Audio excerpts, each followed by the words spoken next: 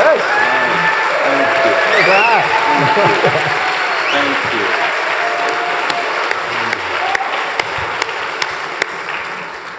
Isn't this one of the coolest rooms that you will ever be able to speak in? Isn't it amazing? It's deeply cool. Yeah, it's really, really cool. Good evening, everybody. Thank you so much for being here. And it's great to see a sold-out crowd. I love the energy. I'm Elex Michaelson. I anchor at 5, 6, and 10 o'clock on Fox 11, host a show called The Issue Is, which airs Fridays at 10:30. I hope you'll watch it. That's enough of my self-promoting for the night. Let's really talk about this book. And I had the privilege of reading this book this weekend, and it is fantastic. And it is, I think it would be relevant at any time, but right now it's way more relevant. And it's sort of the perfect time to have this book, to talk about this book, and to get into it. But before we get into it, I think we have to get into what's happening in the world right now, and a perfect time to talk to you. And just why don't we start with your overall reaction of what is happening right now, what you think of what's happening in Iran? Well, first of all, it's a great pleasure to be here, great pleasure to see all of you, and great pleasure to be at the Nixon Library. It's a real honor and a treat for me.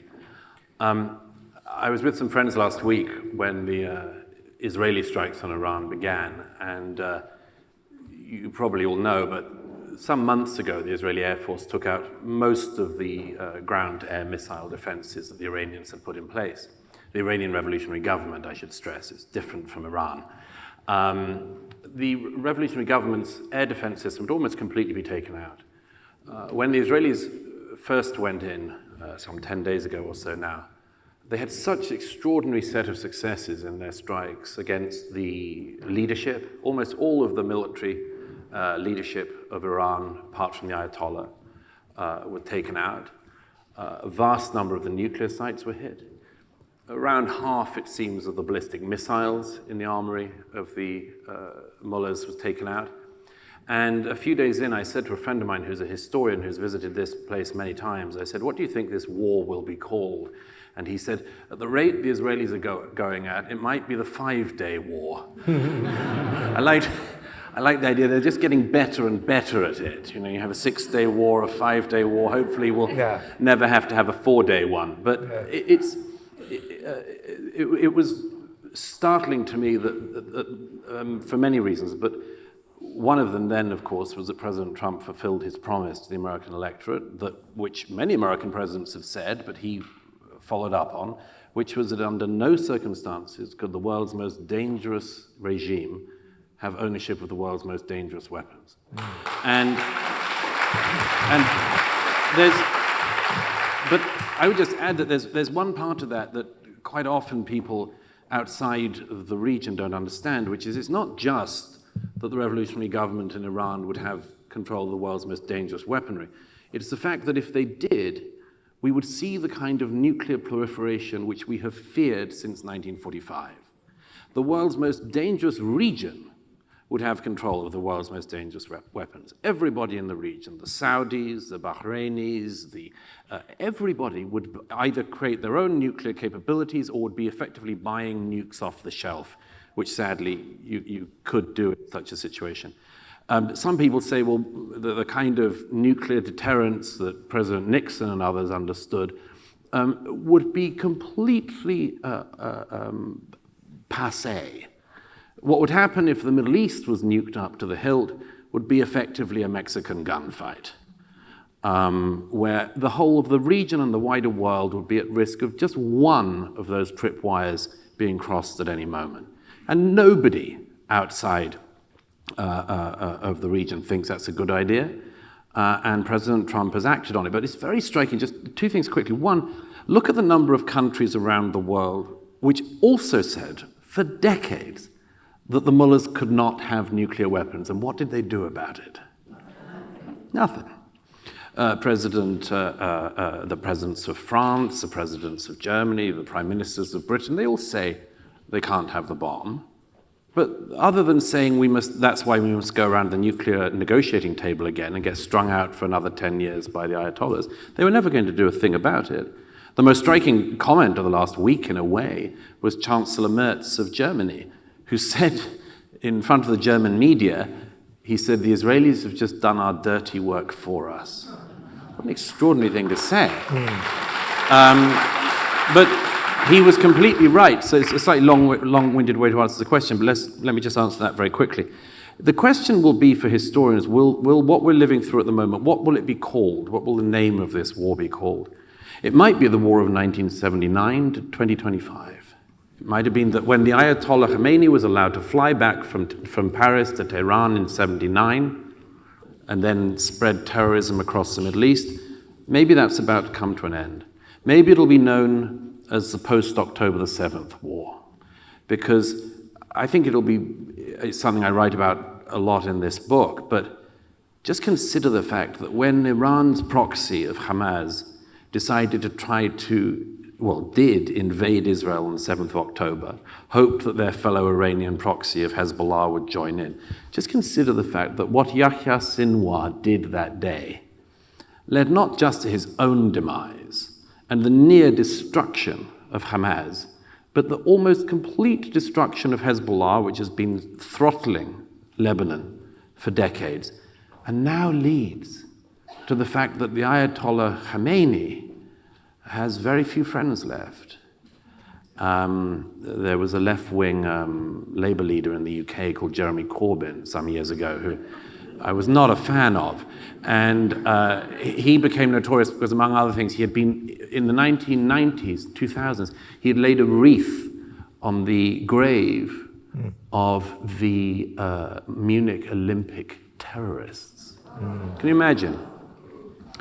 Anyway, I was asked by the British media this week what I thought, and I said, Jeremy Corbyn's floral orders must be beyond belief. The amount of money he must be spending on wreaths as we speak.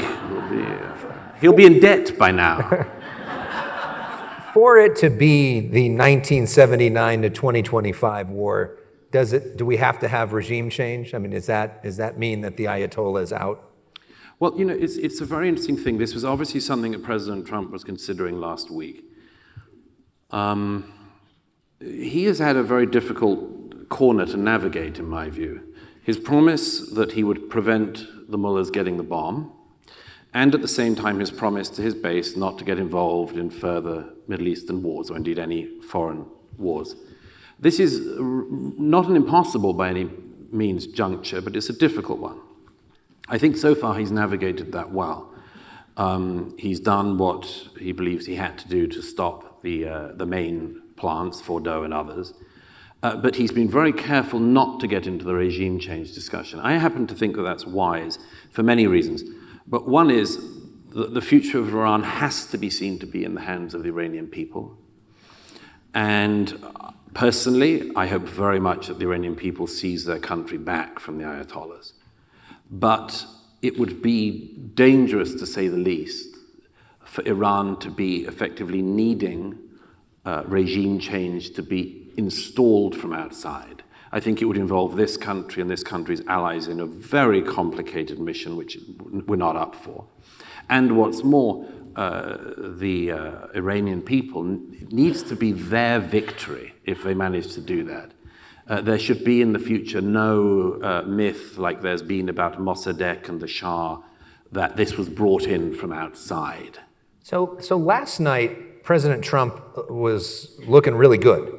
It seemed like the ceasefire was in place. Then this morning, we get news that Iran violated the ceasefire, Israel violated the ceasefire. You see him saying to the media, they don't know what the F they're doing, which I can't remember a president saying it that explicitly out there. And then some news this afternoon that maybe, at least the first intelligence, that maybe everything wasn't obliterated, that maybe it only delayed them a couple months. How confident are you that this ceasefire can hold and that we did what needed to be done and that this war actually does come to an end? First of all, I'd be very surprised if the damage was as minimal as that. I don't want to sound like I'm imitating Trump, but he dropped a lot of bombs. A lot of bombs. Big bombs, too. Big bombs. Big. Maybe the biggest. Maybe the biggest bombs than you've ever seen before. You know? Yeah. No, I mean, the munitions he dropped on Fordo and elsewhere, I mean, it did not leave much left. There are questions about the removal of fissile materials from some of these sites, but I'd be surprised if it had merely been set back a couple of months. By the way, one of the very interesting things about the squirrely times we're in, maybe we always are in squirrely times, but one of the strangest things about it is that exactly the same people from the left and the right, from all over, who a matter of days ago were claiming that Iran was not seeking a nuclear bomb, are now saying they're mere weeks away from creating it again. I mean, it's like you've got to get your story right somewhere in that. But do you trust that Iran and Israel now are incentivized to actually stick to this ceasefire? Well, as I understand it, what happened was that Iran sent another ballistic missile at Israel, and the Israelis were ready to respond. So if somebody shoots you and you say, sorry, but we've got a ceasefire. But I understand the president's desire to say, look, I've intervened, I've done what I needed to do, now stop.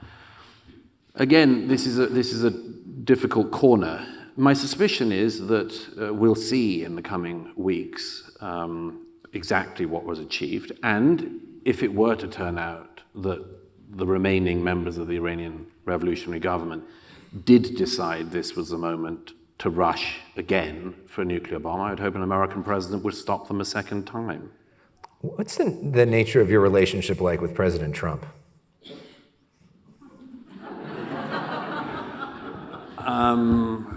There are cameras, aren't there? And I see an audience. I take the view that he has many virtues. There are things that he's done, including this, which I think many people would not have done. And I enormously admire him for that.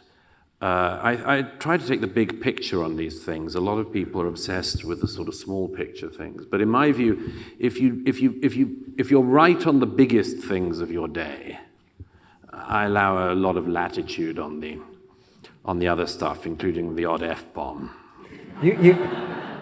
Obviously, we're here at the Nixon Library. You got a chance to tour some of the exhibit here. Foreign policy is such an important part of Richard Nixon's thinking and legacy. What lessons do you think we can learn from his experience and his worldview that can be applied right now? Well, one of the extraordinary things about writing about history, and also writing about history as it's happening like this, is after the facts, everybody is a wise guy. Everybody always knows what they'd have done after the thing has happened. And I think that's one of the things that happens with Nixon's legacy, as with many other presidents, perhaps his in particular, I have to say, which is a lot of stuff gets lost. It's a sort of useful exercise, apart from anything else, for our own sense of humility, to consider and just remember what history is like when you're going through it. I mean, we're going through it right now. We've lived through about a decade's worth of news in the last 7 days. Mm-hmm. I remember a story of Rupert Murdoch saying to some politicians some years ago, slow down, guys. You're giving us about a year's news every 24 hours. And this is one of those times, perhaps it always is like that to some extent, but I'm very fond of a quote from the late Czech writer Milan Kundera, who said in the 1990s in a book of his called Testaments Betrayed, he said, the interesting thing about mankind, he said, is that we go through life in a fog, and we stumble along a path, and we try to navigate and make the path as we go. He says, the interesting thing is that when we look back, we see the man and we see the path, but we don't see the fog. Mm. Everything seems as if you're always going to end up there once you've ended up there. But you've only done so through wise, hopefully, people navigating their way through the course of events. To my mind, one of the singular things about real political leadership is to have a clear and determined policy and to see it through whatever the day-to-day problems that emerge. President Nixon certainly saw that in his foreign policy and other policies. But it just all looks so inevitable in the rearview mirror, but it isn't. I mean, in President Nixon's time, I mean, now every high school student can think that, for instance, communism wasn't going to spread. I mean, it wasn't like that half a century ago, and it might not have come out this way. Just on that major issue of the time. I mean, one of my great concerns is historical education, and somebody said recently that I wrote a couple of books back about the dire state of education in the West, and somebody pointed out, if your child comes back from school in many parts of this country, and you ask them what they know about Thomas Jefferson, they'll tell you that he was a slave owner. And then if you ask, do you know anything else? Well, it's the same. Our collective memory of the past is lacking at the moment, and that is one of the things that worries me, because political leadership is not something you can do on its own. You need a well-navigated population as well, who value the things that are good about your country, who know the preference of the system of government and society that you have over the alternatives. I think that is as relevant today as it was in the time when this country was in the Cold War.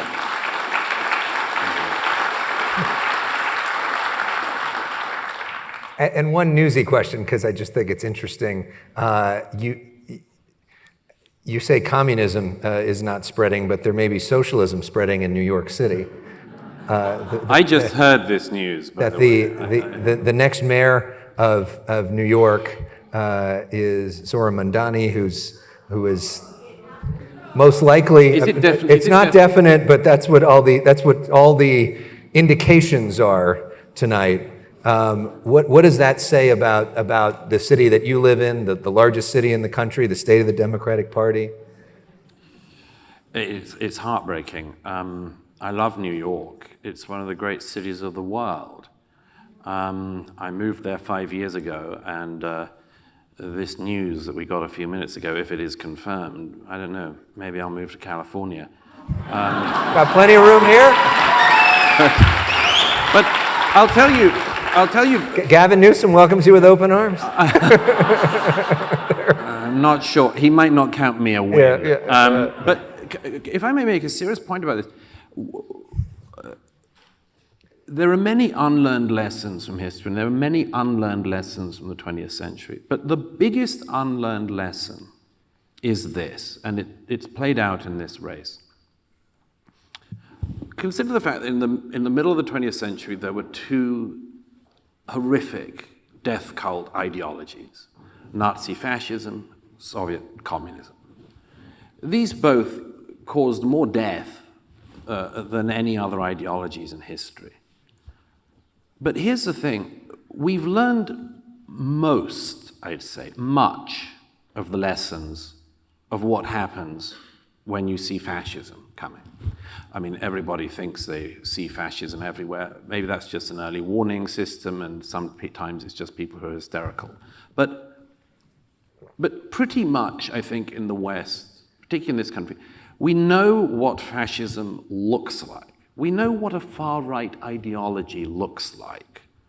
We know, for instance, that if people start playing dark games of racial superiority and things like that, we know, we have inbuilt a don't you do that again, we know where that leads. The great unlearned lesson of the 20th century is that the left, by comparison, has never had such a reckoning moment. Whereas we know how you get to Auschwitz, roughly, pretty roughly, but we know how do you get to the gulag? I mean, you get there somehow, but the left, and I think the broader culture, has never worked out what the gradations of this are, so that you have, let's say that's the political center. Sorry, I'm doing it the wrong way around for you, but let's say that's the political center, and that's the gulag. You go socialism, communitarianism of some kind, collectivism. And all of these are still totally acceptable parts of the political spectrum. But like somewhere you get to the horrors of communism, somewhere you get to the horrors of the 20th century in Central and Eastern Europe and many other parts of the world. How? Where? Where's the point? Yeah. And that's where somebody like the man who I hope is not, but maybe the mayor of New York, that's where they play around. They play around in this incredibly dark, unclear territory which their political side has still not properly litigated.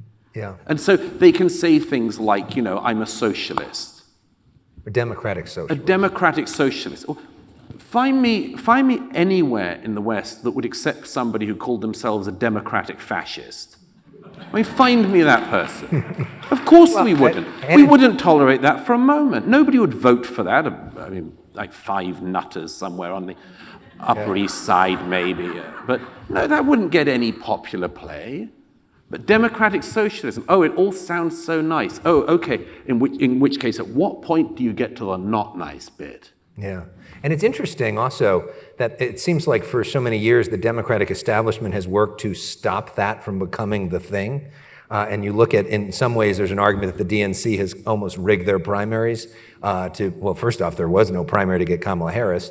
But then, Bernie Sanders sort of kept back against Biden, against Hillary Clinton. They've tried to keep that power center, the pragmatic, more centrist power center.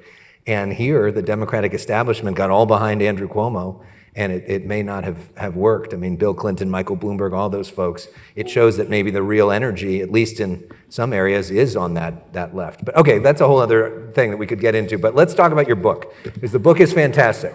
And one of the things you talk about in your book is that some folks, including potentially the next mayor, on October 8th were rooting for Hamas and not rooting for Israel. And the book starts by talking about Israel. Let's talk about, though, this death cults phrase, which I think has gotten so much attention, and sort of define how you see this struggle, not only between good and evil, but people who love life and people who love death. Yeah, it was something that came to me because for most of my adult life, I've thought about this great challenge that the extremists, so certainly the jihadists say, which is we love death more than you love life. I remember we all heard it from Al-Qaeda before and after 9/11. We heard it from ISIS in the 2010s. We've heard it for decades from Hamas, Hezbollah, and many others. We hear it from members of the revolutionary government in Tehran. I'd thought about that a lot, but I'd also underestimated it. And when October the 7th happened, several things happened immediately afterwards that deeply shook me. One was that on the 8th of October in New York City, I went down to Times Square because there was a protest arranged. And the protest was of New Yorkers celebrating the attacks that were still going on. And I was horrified by that. And it was one of the reasons I tried to get to Israel as soon as I could afterwards, because I thought, well, we're going to see some kind of fork in the road here.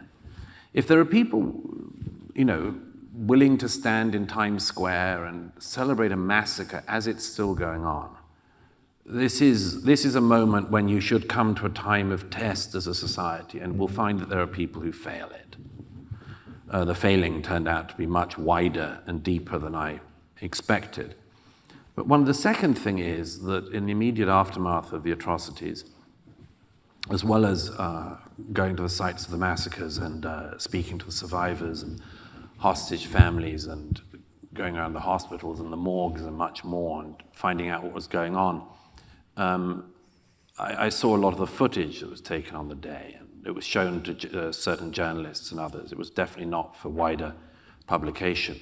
But there was a call that was there, which some of you may have heard because it has been released more widely.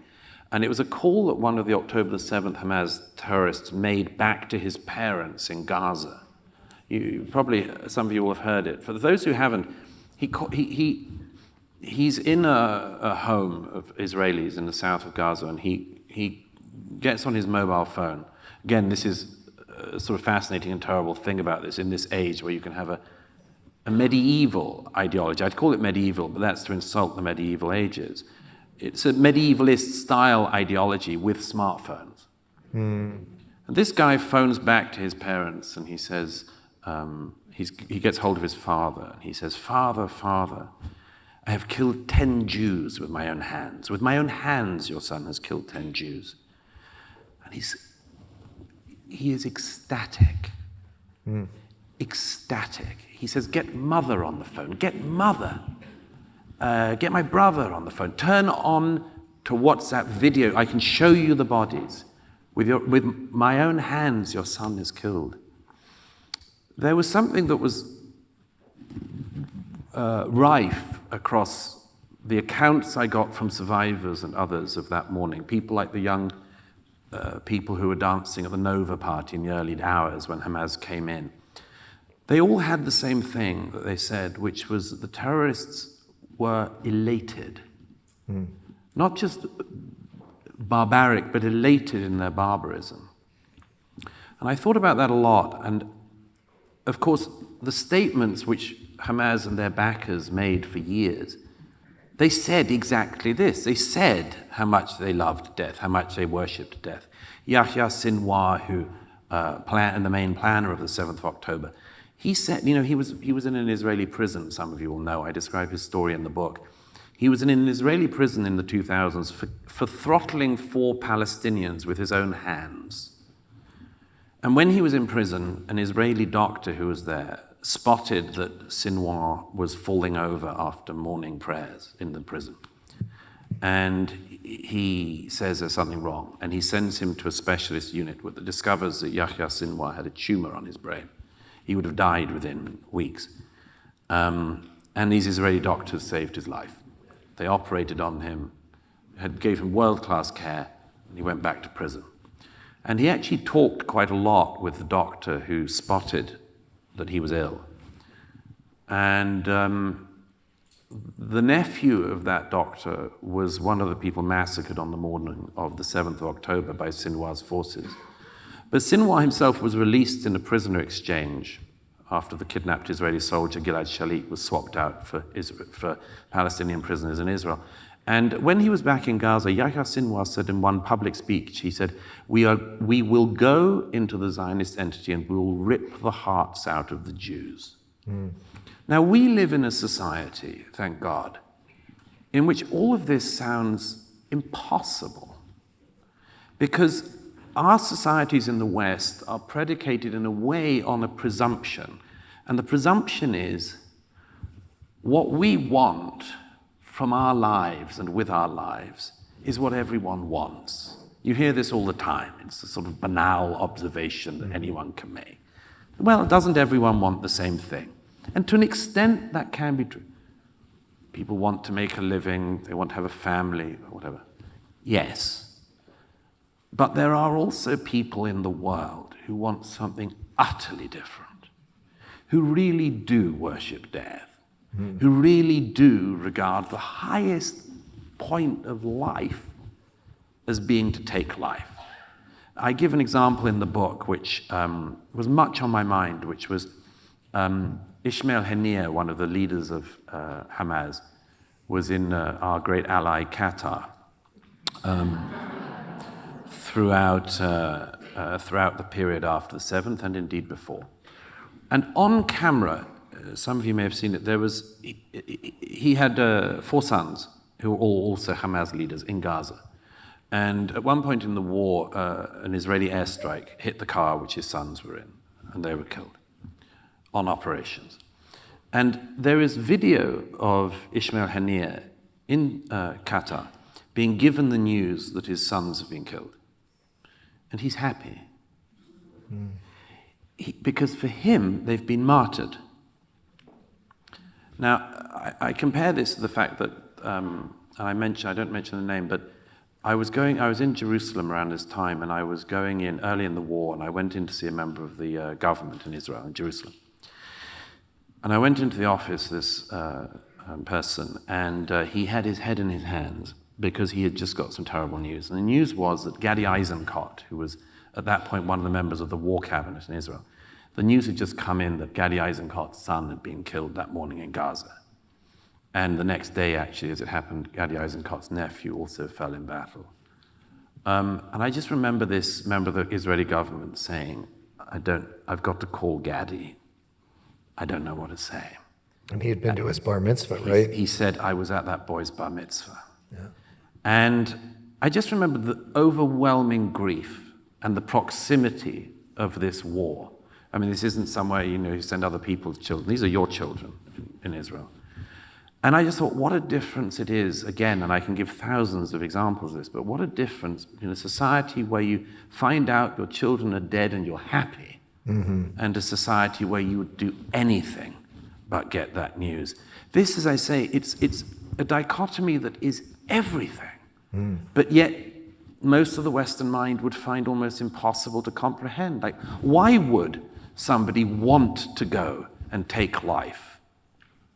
And I'm afraid the answer is a very, very deep death cult ideology, which is incredibly destructive to the Muslim world and destructive to everyone else as well, but which has to be countered, because it's not like you can make any compromise with this. Right.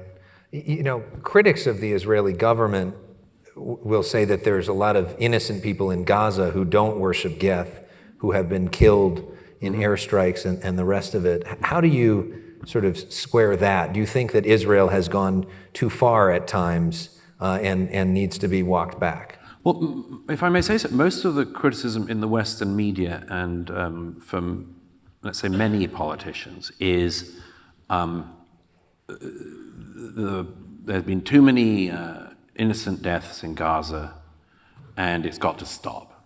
Okay. That's broadly speaking the view. I always have a challenge to these people, which I simply say to them, fine, tell me how you would achieve the following. Let's say we're in New York. Let's say that New Jersey fires rockets for years. Let's say that for 18 years, the government there has used all money coming in to enrich themselves and to build a vast tunnel network in which they can store munitions and hostages and much more. And let's say that right next door to where you're living, this very densely well-built up terrorist infrastructure invaded you, killed hundreds and hundreds of your people, took 250 more hostage. Tell me how you would operate in that terrain to ensure that you kill or capture all the leaders of the people who did this and wipe out their ability to ever rule that entity again. And secondly, how you get back 250 hostages. And I have yet to hear a critic of the Israeli government's actions give me a viable plan for how you would get back the hostages. And there are still several dozen hostages in captivity, some living, and how you would punish and kill the people who did that. Because, just again, if you extrapolate out the population of Israel, about 9 million, to a population the size of the United States, this was equivalent on October the 7th to some 44,000 Americans being killed in one day and another 10,000 Americans being taken hostage. And nobody from left or right, Democrat, Republican, or anyone else has been able to persuade me that if that happened in this country, we would not tear up the earth to get those hostages back. Yeah. But is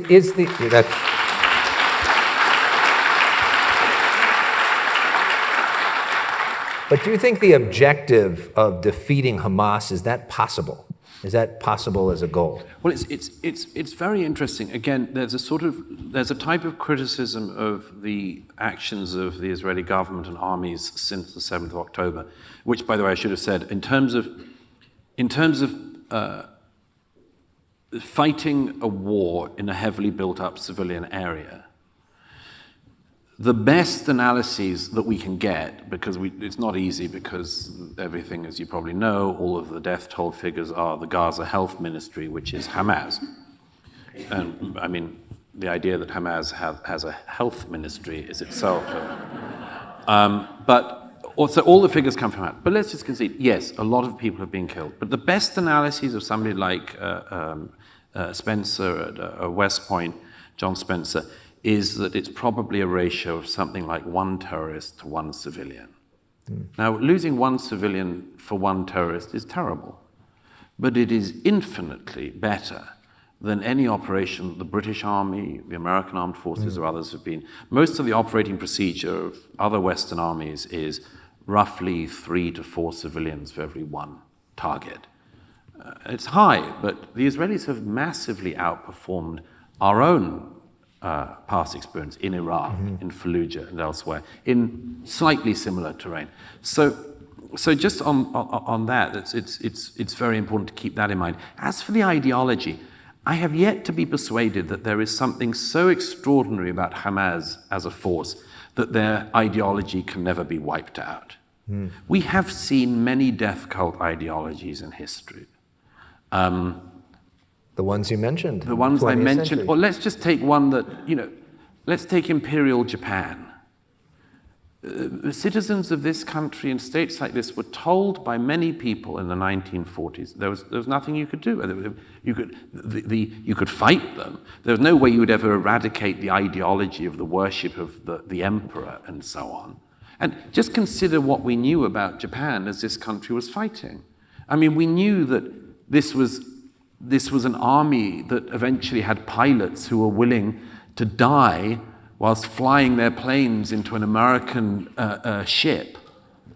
Consider the fact that in places like Iwo Jima, American soldiers, young men, were fighting people who were fanatics very similar. Different ideology, but a very similar type of fanaticism. If you'd have said then, in 2025, Japan will be more than within the community of nations. Indeed, will have been for decades. Will be a great success as a society. Business leader. Business leaders, democracy. in everything. But you would have been able to find people, and you could find people, right up until the surrender. That again, in Japan, was inconceivable before the emperor was forced by this country and its military to cease. You would have found people who say there's nothing we can do to wipe that out. I do not believe there is something so unique about Hamas that among all the death cults we've seen throughout history, this one is uniquely virile. And I would just add that, look at the success of the IDF since October the 7th against all of these people, the individuals, the groups. It turns out that all the people that on American college campuses and on British college campuses they mourned so much or they admired so much, they're all gone. And I've got news for those students, by the way, in America and Britain and elsewhere who've spent the last 18 or so months dressing up in Palestinian terrorist chic and Queers for Palestine. Queers for Palestine and so on. I mean, these at some point, I hope these young people grow up, but they've got a heck of a shock because everybody that they have claimed to admire, apart from being rapists and murderers and sadists, are also now dead. Is that... So they can continue to parade with admiration for Sinwar and Nasrallah and all the rest, but they're all encountering their 72 virgins, which is, of course... Well, when you mention Japan, we should give them credit for their greatest export of all, which is Shohei Ohtani, for those of us here in town. But in terms of those college protests, which you write about in the book, One thing I'm curious about is we saw so many of them last year, and we see so few of them right now. What happened? Why is that? It's, I do write about the student protest because it's very important. At the same time, I think it's important not to overstate. At the same time, you can't overstate and you shouldn't understate it. But these are elite institutions that turn out to be the most rotten. And this is a very big challenge for all of us and the rest of the West. It isn't the case that, technical colleges have had students dressing up as Hamas for the last 20 months or whatever. It isn't the case that in good community colleges, these young people are going off and deciding actually they're going to litigate a conflict in a... Because they got to work. A lot They of got to people work. in community college, they got jobs. They're going to go become useful people. Right.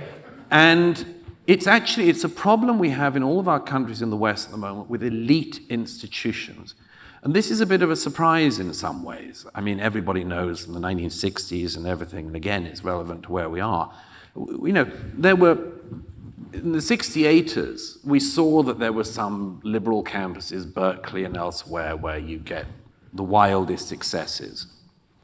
But even then, we didn't have the kind of putrefaction we see now.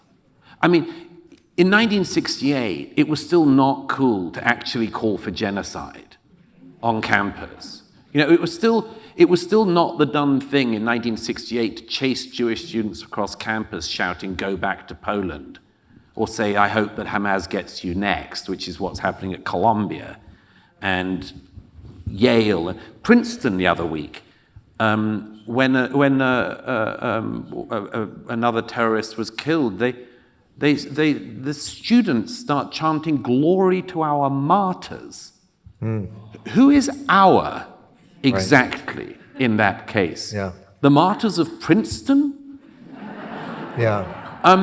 So this is a very serious defect but it's being taught. And there's a guy I quote in the book who is really, it's an extraordinary thing that this young guy said. He's a student at Columbia University, and he said, I'm a first generation, low income, first member of my family to go to university. And he says, when I got to this university, I learned about the rich history of protest. And I remember thinking, when it kicks off again, I want to be at the center of it. Now, he then says, so when October 7th happened, I realized we were on. And then before you know it, he's living in a tent in the middle of campus screaming at Jews. But just consider what has gone wrong in that.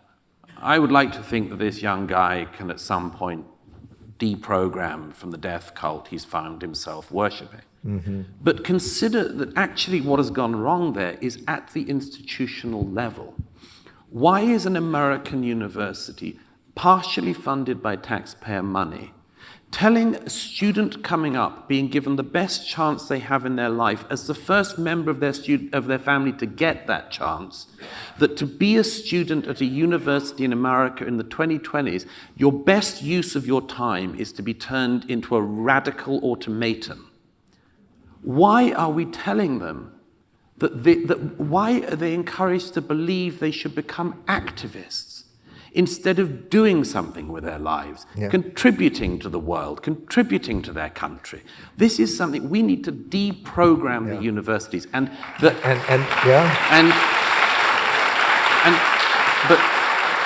that is why. And not only activists, but activists for a different country, not even dealing with issues around the university. I mean, it's amazing that some kid who's, just got to an Ivy League suddenly seems to think they're an expert in urban warfare in a far-off continent. But this is something that needs to be tackled. My own belief is that what the Trump administration has been doing is absolutely right, and I'd like to see them do more. I think, by the way, I was talking about this with somebody from Harvard the other day who thought the president had gone in with a rather heavy hand by stripping their charitable status and so on, and stopping the access of foreign students. But I think most American taxpayers are rather surprised to discover that they are supplementing the income of Harvard to the extent that it is bringing in 30% foreign students. I'm not sure the American taxpayer is aware that they're underwriting not the education of Americans, but the education of the world. And these institutions were not set up for this. I think that the Trump administration's policies, yes, they've been heavy-handed in places, yes, they'll definitely get things wrong. But by the way, watch out for the big trick that these Ivy Leagues are playing, which is they have billions and billions of dollars of endowments. And they're all pretending that the withdrawal of elements of their funding mean, and wait for it, always they say, this cut is terrible. It means that we're going to have to close our cancer research department. No. Don't let's fall for this.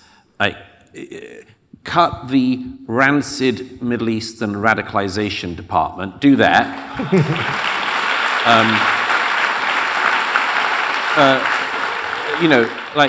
Cut off the limb of the whatever it is, lesbian interpretive dance degree class.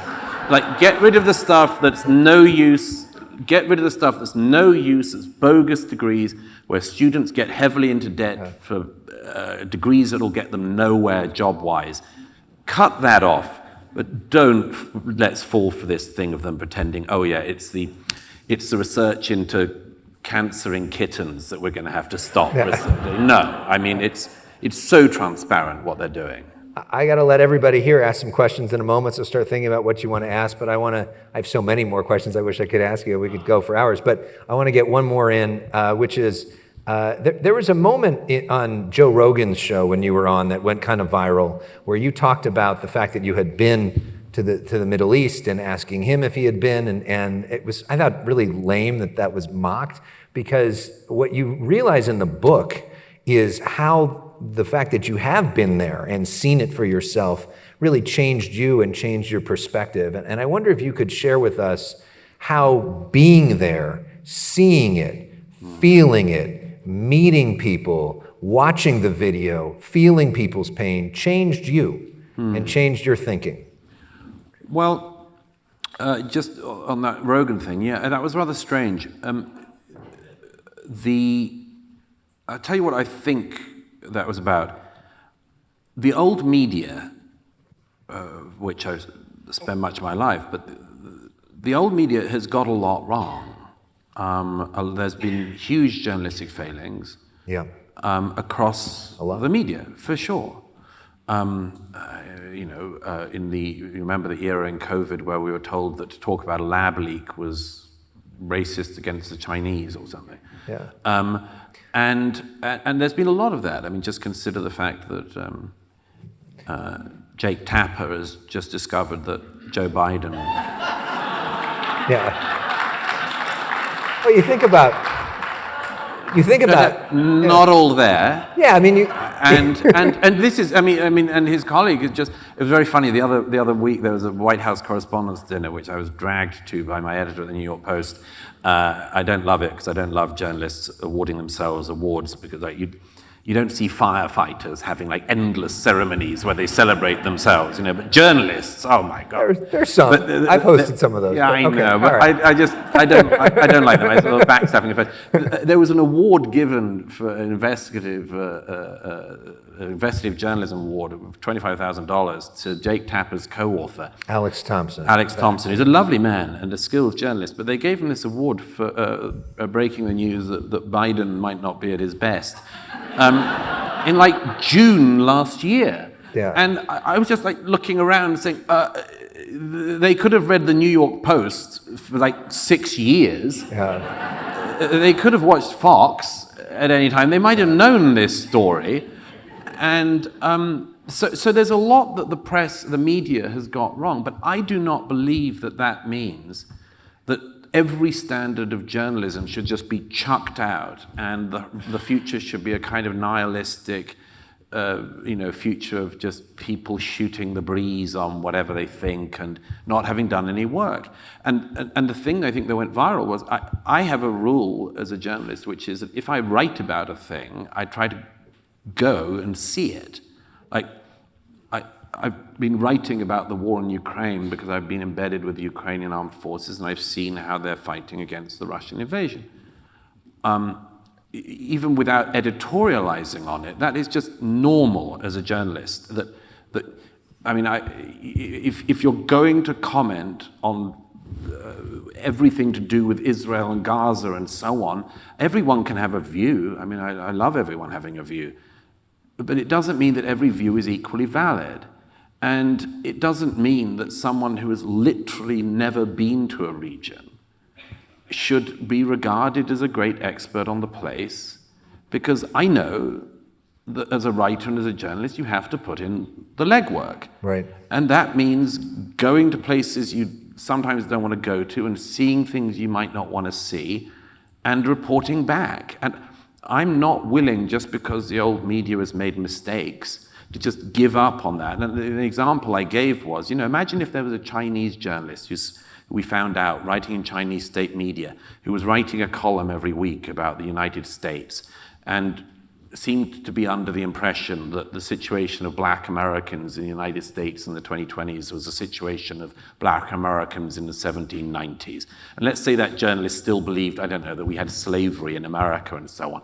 And let's pretend that that journalist turned out not to speak English and had never been to America. I think we would think the analysis of that particular person was not to be listened to. Yeah. Well, it's the same on other stories in other ways around. And I'm alarmed by the dumbing down and the idiotification of a lot of the comment on this. As for the wider point, yeah, you went. You not only did you go to Israel, you went to Gaza. You went into the prisons and spent time with some of the people. I mean, how did that experience change you personally? Well, I try to get into this a bit at the end of the book, but it's really this. There was a strange thing that happened in the main year of the war that I write about, which was the number of people back home in America and England who said to me that I changed. The main observation I had, the people said I'd lost some of my natural pessimism. You're more optimistic from going there. And I'll tell you why. It's because there's a question that I suspect many of you have thought about all my life, which is, I grew up with grandparents who'd been in the war, and I grew up with those generations, the people left over from the greatest generation, and like every family in my country of birth, we all had, people we'd lost in the family and stories of those days and of what civilians had gone through in the Blitz in London and much more. And there's always been this question in my life, which was, I suspect the question many of you have had, which is, if we faced something like our forebears faced, would we be up to the challenge? And it's a very deep question to ponder on. It's a good one to hold yourself to. And there have been polls in recent years which have worried me enormously. There was one after the invasion of Ukraine that found that it asked American voters, American public, if America was invaded, would you fight for the country or flee? And it was only just a majority of people who said that they would stay and fight. Without making a partisan point, I'm simply repeating the findings of the poll. It was a minority of Democrats who said they would stay and fight, and a majority, but only just, of Republicans. I think you know the crowd here. Assuming the rest presumably would flee to Canada. But I found that very worrying. At the same time, one has to remember, polls are polls. Nobody knows, as I mentioned earlier, nobody knows really how you would behave until something happened. But it was very telling. In the UK earlier this year, there was a poll of young people between the ages of 18 to 40, which was the age of the generation that went off in 1914 and again in 1939. And this time found that something like 20-something% of young Brits of that age group said that they would be willing to fight for their country, even under existential threat. The reason I mention this is because in Israel that isn't the case. In Israel, everyone in Israel, the older generation, all said, I wonder if the younger ones are up for it. They seem to be on TikTok and Instagram, and they want to party in Tel Aviv and so on. But on October the 7th, a moment of enormous trial came, and the young men and women of Israel stood up, and wow, did they stand up. And just to finish it, just to finish this point, the reason I mention this is because this should give hope to everybody. It can be the case that if you educate people well, if you bring them up with a real and deep love of their country, of their faith, of their family, their tradition, if you bring them up with all of that, then if they do get tested as our forebears were, then they could step up too. Yeah. But this to me is the answer to it. And I'll just finish by saying that to me has been, and I say this at the end of the book, that has been the biggest realization I've had, is that the death cults say, we love death even more than you love life. And the answer to that is, we do not apologize for cherishing life. We will not apologize for loving life. In fact, it's why we'll win. Yeah.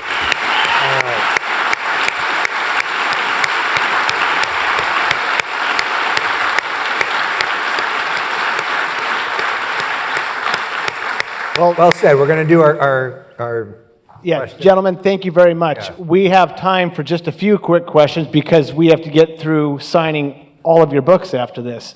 So our first question, you, sir. You mentioned the former leader of the opposition, Jeremy Corbyn. In your view, or your opinion, how do you believe that the current Prime Minister and the Labour government views the actions of President Trump? We haven't put our best forward in Britain for political leadership, I'm afraid. Keir Starmer is absolutely nowhere on the major issues of the day. There was a call for de-escalation from Westminster, which, as I pointed out last week in the New York Post, was exactly at the time when actually what was needed was massive escalation. But I think, unfortunately, the Starmer government is in that terrible position that unimportant governments find themselves in, which is thinking they have to say something and so saying something utterly banal. The Foreign Secretary of the UK was questioned the other day as to whether or not the UK approved of President Trump's bombing of the reactors. And he did that amazing thing that some politicians do, which is he said, look, the Americans engaged in this military action. And the interviewer says, yes, I know, but do you approve it? He goes, no, we have to get this straight. So the thing is, the Americans have acted. And that means America has, in a real sense, acted. And I don't want you to be under any illusions about the acting nature of the American government. And it just... Some of our leaders do that here, too. Oh, yeah. I've been in those interviews. It's a giveaway. Yeah. I mean, they're not involved. They're unimportant in this. They've made themselves unimportant in this. Again, the British government, like the French government, and all of the others in the West all said, no nuclear bomb for the mullahs. But what were they willing to do about it? Oh, at the moment, they're saying that's why the Iranians have to come back around the table. Yeah, because it worked so well, and you can always trust the Ayatollahs. Yeah. Gentlemen, center section, back of the room. You, ma'am, what is your question? Hi, thank you for coming. Do you think Israel has destroyed most of the ballistic missiles in Iran? And if not, why did they agree to the ceasefire? I only know what's publicly known, which is it seems like just over half have been either destroyed or have already been fired. It means they have something like, I think somebody will correct me on this, around 1,400 or so left.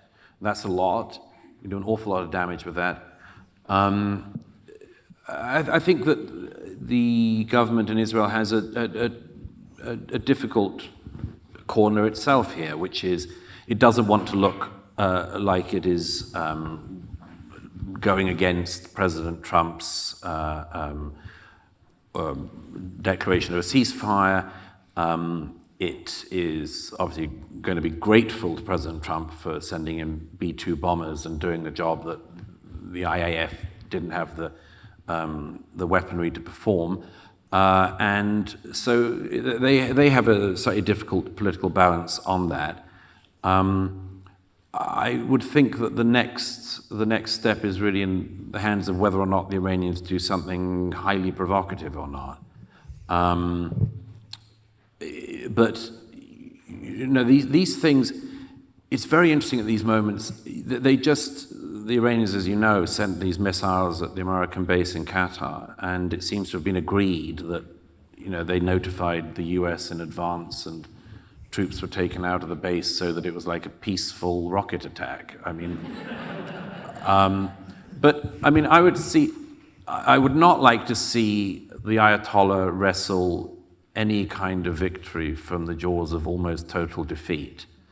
But these will be very perilous few days. As I say, President Trump has his own careful corner to navigate, but so does Jerusalem. We'll see. Gentleman off to your right, we'll take one more final question. It's somewhat parallel but related. We've been talking a lot about the military actions, and a lot of people have called President Trump's actions incoherent, kind of trying to figure out that there's not a consistency to it. I read a fascinating article over the weekend. I wish I could remember the author's name, but analyzed everything that he's been doing in light of something called the India, Middle East, Europe corridor, and that it's really all about him establishing stronger economic ties that have to go through all of those countries where all this turmoil has been occurring for decades, centuries. Any comment on that? I mean, do you see an economic impact on all of this? Yes, well, I mean, the Trump administration has, I don't think it's incoherent at all. I think it's very coherent what they've done. Obviously, they regard the one economic competitor or rival to this country to being the Communist Party of China, and have been trying to do everything they can to diminish the likelihood of that country ascending economically. And the strange and sometimes fragile axis between Russia, Iran, China, they're obviously trying to do what they can to start to tease apart, and then to set up a counterweight economically, militarily, and elsewhere to that. I thought that the president's visit to the Middle East recently was obviously, I mean, it was what it looked like. It was almost the sort of presidential version of sort of going through the supermarket and putting everything you could in the trolley, or in the plane. But I mean, one of the striking things just about President Trump is when people say, "What do you think he'll do about something?" he tends to have said, He does want to bring business to the United States. He does want to bring jobs here. He does want to bring investment here. He's extremely proud of the investment promises for the time being, that he got on the recent trip to the Gulf and elsewhere. And we'll see. There is a very clear vision in this, if I can say this, and to finish on a rather optimistic note. But there is a rather clear vision that is possible in this. The Middle East is, as Nixon and many other presidents have found, is an extremely hard region to negotiate in and to navigate in. And everyone there will tell you about the vast complexities of it. But there is also enormous opportunity there. A friend of mine recently said that in a conversation with a Saudi royal had said everything got, it was all about 1979. And when the Ayatollahs brought the most radical form of Shia Islam to Iran, we panicked and set up our counterweight to the most radical form of Sunni Islam.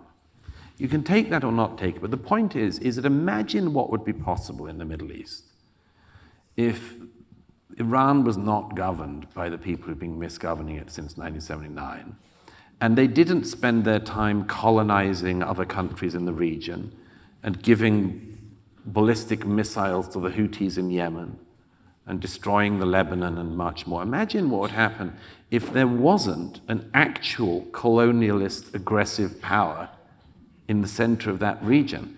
Because there are many people, including in governments, in country after country there, who would like to normalize, not just normalize relations with this country, but to normalize relations with Israel.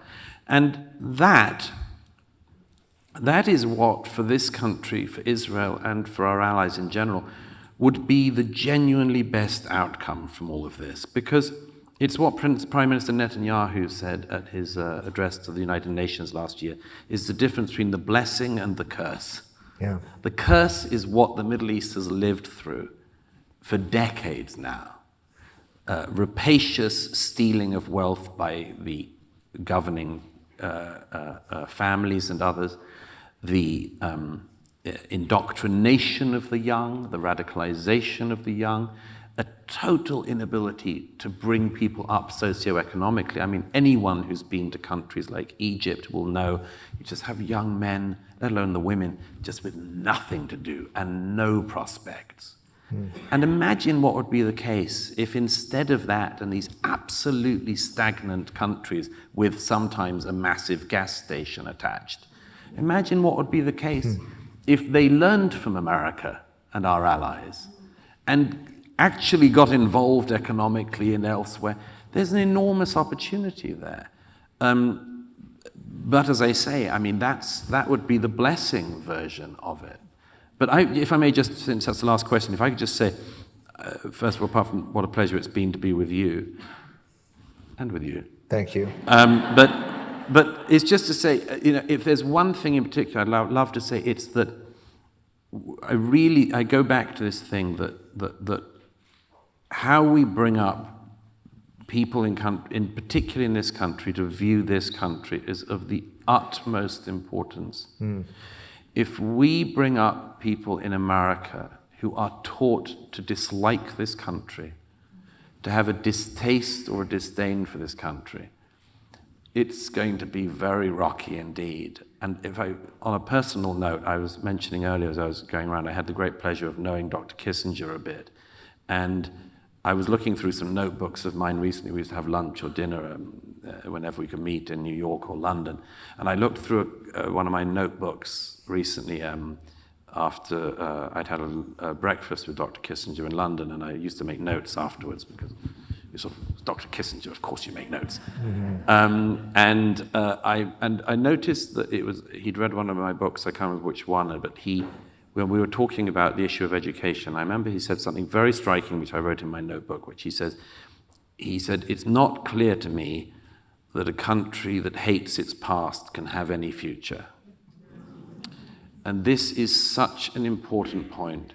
If we bring people up in this country to dislike our past with a very warped and bigoted view of it, we cannot have a viable future.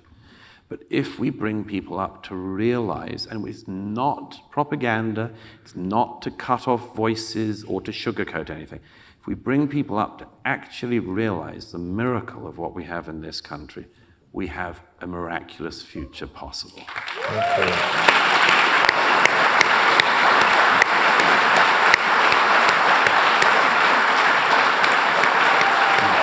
Thank you.